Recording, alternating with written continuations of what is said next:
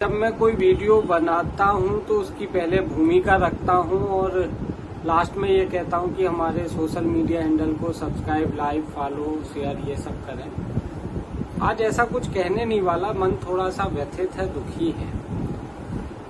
अतिथि शिक्षकों ने आज 2 अक्टूबर गांधी जयंती पर भोपाल में आंदोलन किया और इस बार वो पूरी रणनीति के साथ आए थे कि हम महापंचायत की घोषणाओं पर ही बात करेंगे और जब तक इसका कोई समाधान नहीं हो जाता, एक निष्कर्ष नहीं निकल जाता, तब तक हम भोपाल से नहीं हटेंगे, हम यही डटे रहेंगे, डेरा जमा लेंगे अपना। जाहिर सी बात है, जो सरकार 10 सितंबर को महाआंदोलन के समय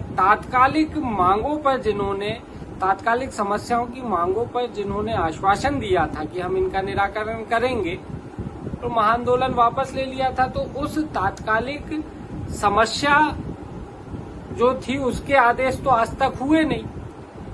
तो देखा जाए तो कोई उम्मीद भी नहीं थी कि जो व्यक्ति, जो सरकार, जो विभाग तात्कालिक समस्याओं की मांगों के निराकरण का आदेश 22 दिन में भी नहीं निकाल पाया, वो महापंचायत की घोषणा पे क्या बात करेगा। खैर, आंदोलन चल रहा था। मैंने कुछ वीडियो देखे शाम को, लगभग शायद 7 बजे के आसपास के वो वीडियो रहे होंगे। अतिथि सभी अपने सड़क पर बैठ के और शांति से कुछ भजन या कुछ गीत ऐसे गा रहे थे जिससे शायद प्रेरणा मिले, ऐसा माहौल मैंने वीडियो में देखा। मैं उस समय मौके पे मौजूद नहीं था, मैं दिन के समय वहां गया था।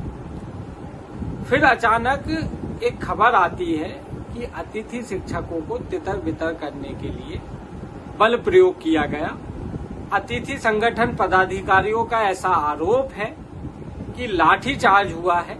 ऐसी कोई तस्वीर, ऐसा कोई वीडियो अभी तक तो सामने नहीं आया, लेकिन सामने नहीं आने का मतलब ये नहीं है कि नहीं हुआ होगा, हुआ भी हो, नहीं भी, जो भी, लेकिन एक बल प्रयोग तो हुआ, क्योंकि अतिथि तो वहां बैठा हुआ था और वो ये पूरा तय करके आया था कि भाई हम तो इस बार कोई एक समाधान के साथ यहाँ से जाएंगे। समाधान तो कुछ हुआ नहीं, तो जाहिर सी बात है फिर कैसे उठ गए अतिथि? कुछ ना कुछ तो हुआ होगा, तब उठे होंगे। बल प्रयोग हुआ। अब जो अतिथि अपने भविष्य के खातिर यहाँ बैठा था, उसके साथ आपने बल प्रयोग कर दिया। एक सवाल है सरकार से, वो मन में क्या लेके गया होगा? वाह, क्या सरकार है, क्या बढ़िया काम किया, क्या बेहतर जो है पॉलिसी है और सब। यार, अभी 3 साल बाद फिर चुनाव आएंगे। मुझे लगता है ये तरीके से भी बेहतर तरीके होते। मैं फिर कह रहा हूँ, नियमितीकरण करना इतना आसान नहीं है। आपको बहुत सारी चीजें देखनी है। जो दूसरे बच्चे हैं, जो योग्य हैं, जिनको एग्जाम देना है, वो भी आपसे आस लगाए बैठे। मानता हूं, अतिथि का ऐसा नहीं कर सकते, आंख बंद करके आप नियमित कर दोगे। आप बात तो करते।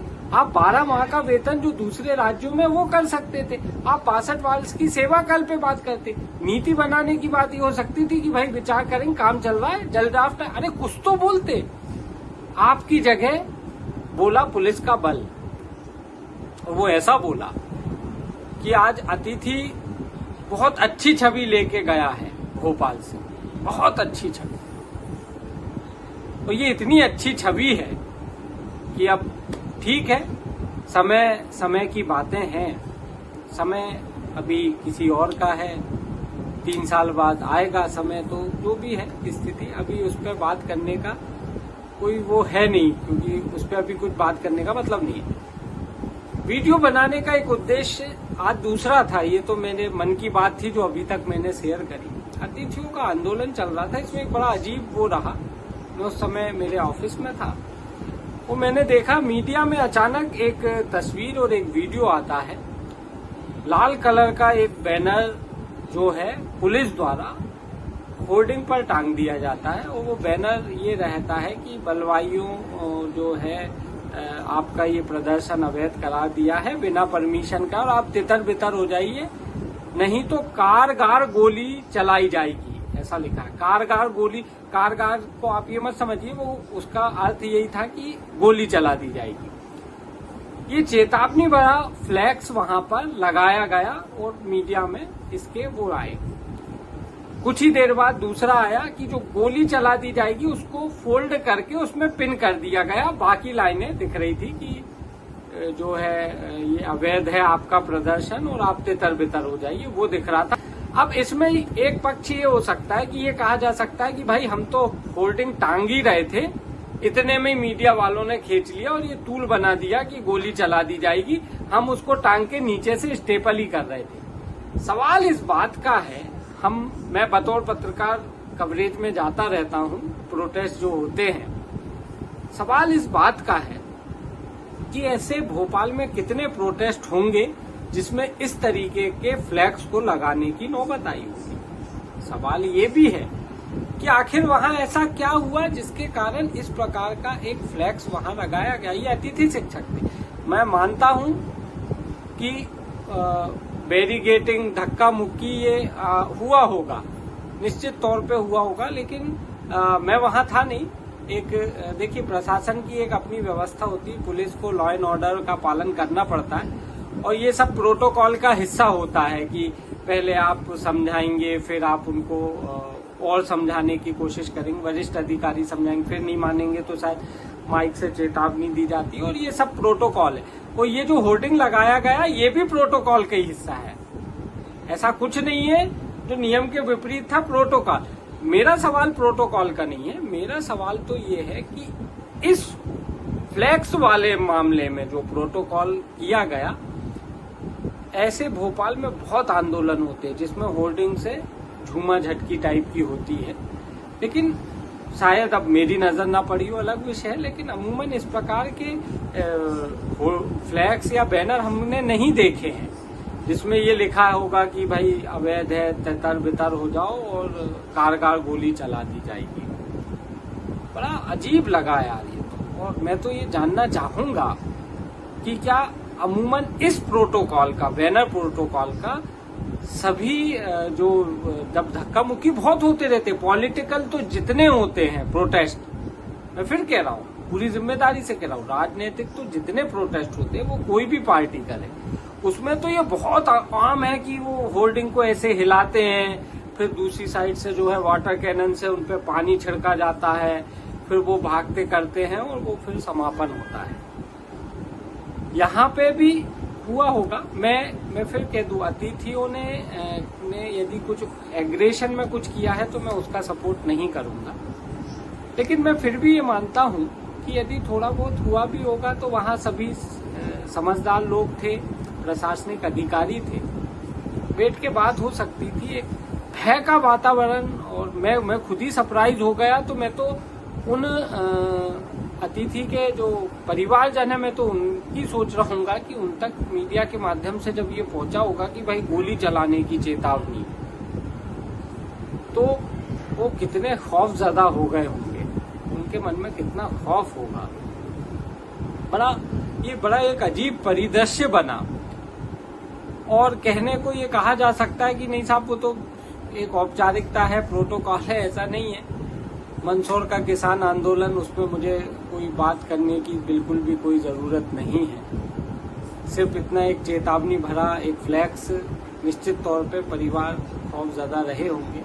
मैं नहीं जानता वहां क्या कोई परिस्थिति बनी, लेकिन एक अतिथि शिक्षकों के आंदोलन में इस प्रकार का फ्लैक्स मन को व्यथित तो करते ही है, साथ में चिंता भी करता है उन लोगों को लेकर जो उस समय वहां प्रदर्शन में मौजूद थे कि यार आखिर ये तो प्रदर्शन में गए थे, प्रदर्शन तो होते ही रहते हैं यार, उनका अधिकार था, आपने वादे किए थे, अपनी अधिकार की लड़ाई के लिए गए थे वो, उन्होंने मांग रखनी चाहिए, आपने नहीं सुनी। इन सबके बीच में ये कौन सा एक बैनर आ गया कि कारगर गोली चला दीजिए। मैं तो मतलब क्या बोलूं।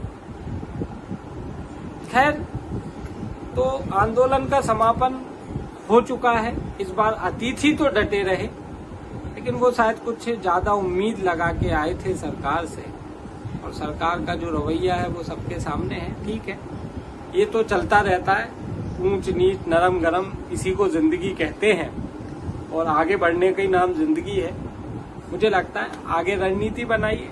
यदि कोर्ट के कोई द्वार खुले हैं, हम जा सकते हैं। यदि हमारे पास वैसे कोई तथ्य है, मैं नहीं जानता, आप ज्यादा बेहतर जानते हैं, यदि कोई ऐसा है हमारे पास कोई ऐसा तथ्य है, ये है वो है, कोर्ट जा सकते हैं, जाइए, यही जिंदगी है, निराश होने की जरूरत नहीं है, ये सब एक लाइफ का पार्ट होता है। और आंदोलन में अमूमन इस प्रकार की चीजें होती रहती है, हल्का बल प्रयोग, आंदोलन इसी को कहते हैं, तो इसमें कुछ नया नहीं है। बस नया ये हो गया था कि एकदम से जो एक फ्लैक्स बैनर जो सर्कुलेट हुआ, गोली चला दी जाएगी, मतलब ये गजब था। और गांधी जयंती आज थी, गांधी जी अहिंसा के लिए जाने जाते हैं, और उस दिन इस प्रकार का अचानक बैनर सामने आना सभी को व्यथित करता है। अतिथि भाइयों से मेरा ये आग्रह है, जीवन बहुत बड़ा है, संघर्ष का नाम जीवन है, संघर्ष करते रहिए, दूसरे रास्ते खोजिए और क्या हो सकते हैं उन पे विचार कीजिए, और अपनी जो जीवन है उसको बढ़िया मस्ती से जीते रहिए। ऊंच नीच, नरम गरम, सुख दुख, ये सब पार्ट होते हैं। और इसी के साथ मुझे दीजिए इजाजत। फिर कभी आज मैं मिला बहुत लोगों से, बहुत अतिथि भाइयों से, फिर कभी ऐसी मुलाकात होगी, कुछ मुद्दे ऐसे हों जो तथ्यात्मक हो। मेरा नंबर बहुत से अतिथि साथियों के साथ है, मुझे वो तथ्यात्मक जानकारी भेजें, ताकि यदि मैं आपके किसी काम आ सकूं तो मुझे बेहद अच्छा होगा, लगेगा। और इसी के साथ इजाजत दीजिए, जल्द मिलेंगे एक नए वीडियो के साथ। तब तक अपना ख्याल रखिए और मस्त रहिए। धन्यवाद।